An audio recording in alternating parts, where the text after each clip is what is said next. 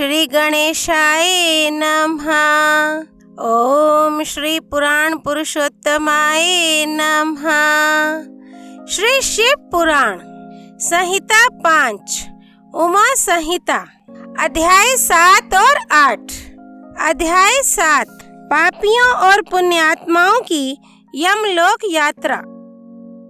सनत कुमार जी कहते हैं, व्यास जी, मनुष्य 4 प्रकार के पापों से यमलोक में जाते हैं। यमलोक अत्यंत भयदायक और भयंकर है। वहाँ समस्त देहधारियों को विवश होकर जाना पड़ता है। कोई ऐसे प्राणी नहीं है जो यमलोक में न जाते हों। किए हुए कर्म का फल कर्ता को अवश्य भोगना पड़ता है। इसका विचार करो। जीवों में जो शुभ कर्म करने वाले सौम्यचित और दयालु हैं, वे सौम्य मार्ग से यमपुरी के पूर्व द्वार को जाते हैं। जो पापी पाप कर्म प्रायण तथा दान से रहित हैं, वे भयानक दक्षिण मार्ग से यमलोक की यात्रा करते हैं। मरते लोक से 86,000 योजन की दूरी लांघकर नाना रूप वाले यमलोक की स्थिति है, यह जानना चाहिए। पुण्य कर्म करने वाले लोगों को तो वह नगर निकटवर्ती सा जान पड़ता है, परंतु भयानक मार्ग से यात्रा करने वाले पापियों को वह बहुत दूर स्थित दिखाई देता है। वहाँ का मार्ग कहीं तो तीखे कांटों से युक्त है, कहीं कंकड़ों से व्याप्त है, कहीं छुरे की धार के समान तीखे पत्थर उस मार्ग पर जड़े गए हैं, कहीं बड़ी भारी कीचड़ फैली हुई है। बड़े छोटे पातकों के अनुसार वहाँ की कठिनाइयों में भी भारीपन और हल्कापन है। कहीं कहीं यमपुरी के मार्ग पर लोहे की सुई के समान तीखे डाब फैले हुए हैं। तदनंतर यमपुरी के मार्ग की भीषण यातनाओं और कष्टों का वर्णन करके सनत कुमार जी ने कहा, व्यास जी, जिन्होंने कभी दान नहीं किया है, वे लोग ही इस प्रकार दुख उठाते और सुख की याचना करते हुए उस मार्ग पर जाते हैं।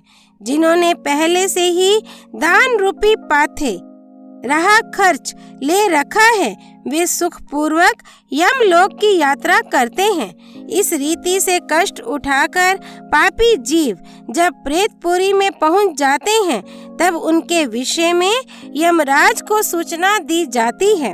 उनकी आज्ञा पाकर दूत उन पापियों को यमराज के आगे ले जाकर खड़े करते हैं। वहाँ जो शुभ कर्म करने वाले लोग होते हैं, उनको यमराज स्वागत पूर्वक आसन देकर पादे और अर्धे निवेदन करके प्रिय बर्ताव के द्वारा सम्मानित करते हैं और कहते हैं, वेदोक्त कर्म करने वाले महात्माओं, आप लोग धन्य हैं जिन्होंने दिव्य सुख की प्राप्ति के लिए पुण्य कर्म किया है। अतः आप लोग दिव्यांगनाओं के भोग से भूषित तथा संपूर्ण मनोवांछित पदार्थों से संपन्न निर्मल स्वर्ग लोक में जाइए। वहाँ महान भोगों का उपभोग करके अंत में पुण्य के क्षीण हो जाने पर जो कुछ थोड़ा सा अशुभ शेष रह जाए, उसे फिर यहाँ आकर भोगिएगा। जो धर्मात्मा मनुष्य होते हैं, वे मानो यमराज के लिए मित्र के समान हैं। वे यमराज को सुख पूर्वक सौम्य धर्मराज के रूप में देखते हैं, किंतु जो क्रूर कर्म करने वाले हैं, वे यमराज को भयानक रूप में देखते हैं। उनकी दृष्टि में यमराज का मुख दाढ़ों के कारण विकराल जान पड़ता है। नेत्र टेढ़ी भौं से युक्त प्रतीत होते हैं। उनके केश ऊपर को उठे होते हैं। दाढ़ी मूंछ बड़ी बड़ी होती है। होंठ ऊपर की ओर फड़कते रहते हैं। उनके 18 भुजाएं होती हैं। वे कुपित तथा काले कोयलों के ढेर से दिखाई देते हैं। उनके हाथों में सब प्रकार के अस्त्र शस्त्र उठे होते हैं। वे सब प्रकार के दंड का भय दिखाकर उन पापियों को डांटते रहते हैं। बहुत बड़े भैंसे पर आरूढ़ लाल वस्त्र और लाल माला धारण करके बहुत ऊंचे महामेरु के समान दृष्टिगोचर होते हैं। उनके नेत्र प्रज्वलित अग्नि के समान उद्दीप्त दिखाई देते हैं। उनका शब्द परले काल के मेघ की गर्जना के समान गंभीर होता है। वे ऐसे जान पड़ते हैं मानो महासागर को पी रहे हैं, गिरिराज को निगल रहे हैं और मुंह से आग उगल रहे हैं।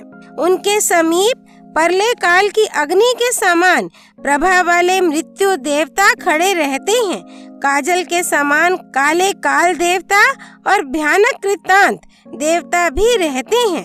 इनके सिवा मारी, उग्र महामारी, भयंकर काल रात्रि, अनेक प्रकार के रोग तथा भांति भांति के भयावह कुष्ठ मूर्तिमान हो, हाथों में शक्ति, शूल, अंकुश, पाश, चक्र और खड्ग लिए खड़े रहते हैं।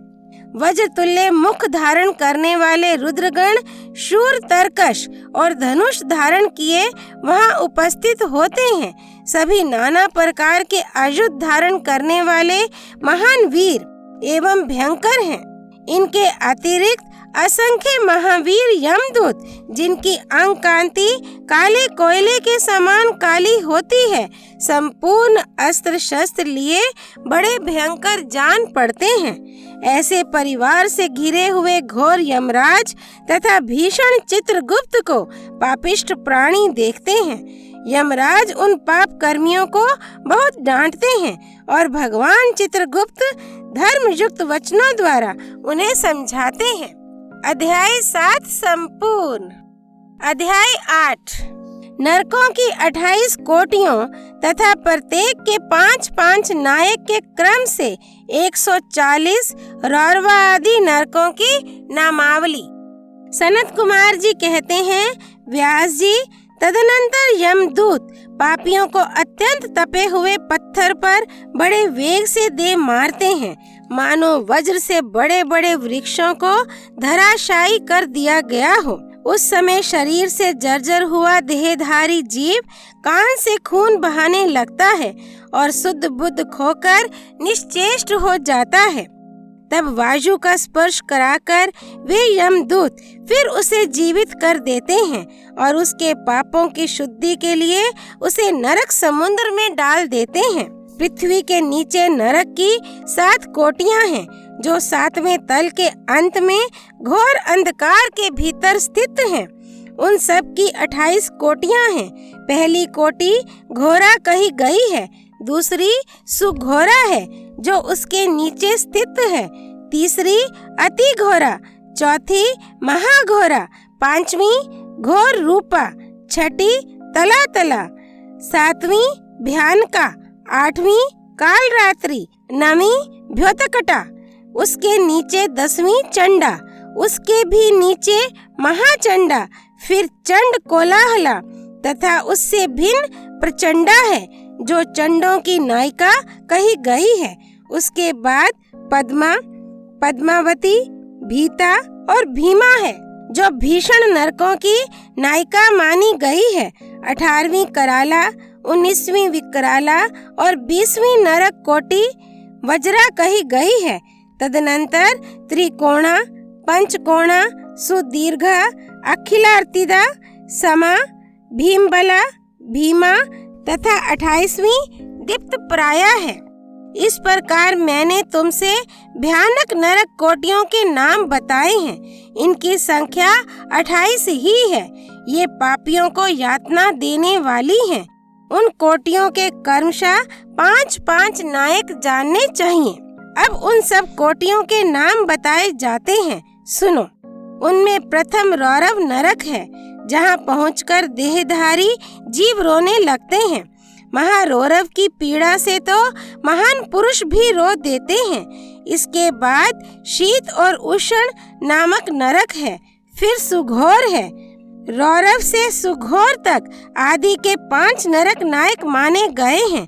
इसके बाद सुमहातीक्षण, संजीवन, महातम, विलोम, विलोप, कंटक, तीव्र वेग, कराल, विकराल, प्रकंपन, महावक्र, काल, कालसूत्र, प्रगर्जन, सूचिमुख, सुनेति, खादक, सुप्रपीडन, कुंभीपाक, सुपाक, क्रकच, अति दारुण, अंगार राशि भवन, मेरु, अस्त्रिक प्रहित, तीक्ष्ण तुंड, शकुनी, महासंवर्तक, क्रतु, तप्त जंतु, पंकलेप, प्रतिमास, त्रपुद्भव, उच्छ्वास, सुनिरुच्छ्वास, सुदीर्घ, कूटशालमली, दुरिष्ट, सुमहावाद, प्रवाद, सुप्रतापन, मेघ, वृष, शाल्म, सिंहमुख, व्याघ्रमुख, गजमुख, कुक्कुरमुख, सुक्करमुख,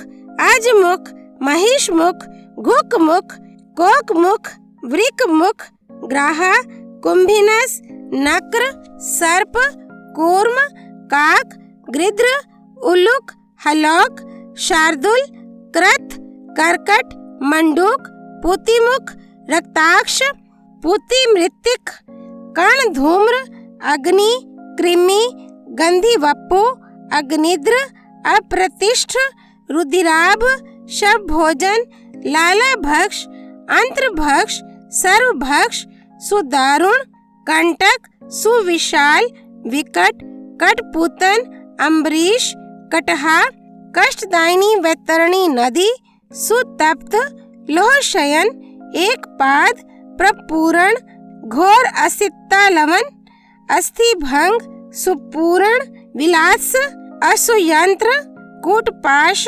प्रमर्दन, महाचूर्ण, असुचूर्ण, तप्त लोहमय, पर्वत, शूरधारा, यमल पर्वत, मूत्रकूप, विष्ठाकूप, अश्रुकूप, शीतल शारकूप, मुसलोलुखल, यंत्र, शिला, शकट, लांगल, तालपत्रवन, असीपत्रवन, महाशकट मंडप, समूह, अस्थिभंग, तप्त, चंचल, अयोगुड, लोहे की गोली, बहुत दुख, महाकलेश, कश्मल, शमल, मलात, हालाहल, विरूप, स्वरूप, यमानुग, एक पाद, त्रिपाद, तीव्र, अचीवर और तम। इस प्रकार ये 28 नरक और कर्मशा उनके 5-5 नायक कहे गए हैं। 28 कोटियों के कर्मशा, रौरव आदि 5-5 ही नायक बताए जाते हैं। उपरयुक्त 28 कोटियों को छोड़कर लगभग 100 नरक माने जाते हैं और महानरक मंडल 140 नरकों का बताया गया है। अध्याय 7 और 8 संपूर्ण। हर हर महादेव। श्री हरि अर्पणमस्तु।